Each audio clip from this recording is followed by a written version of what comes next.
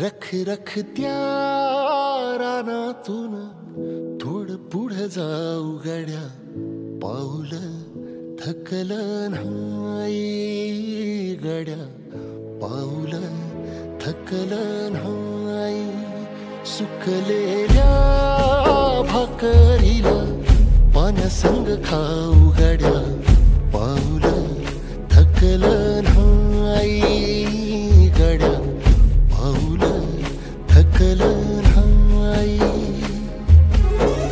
झालो बरबाद जरी बसला घाव उरी, कलेची आग सार जाळून विजाईना. अडला घास असा काळावलन वास असा, पण ह्यो ध्यास अजून बी माग राहीना.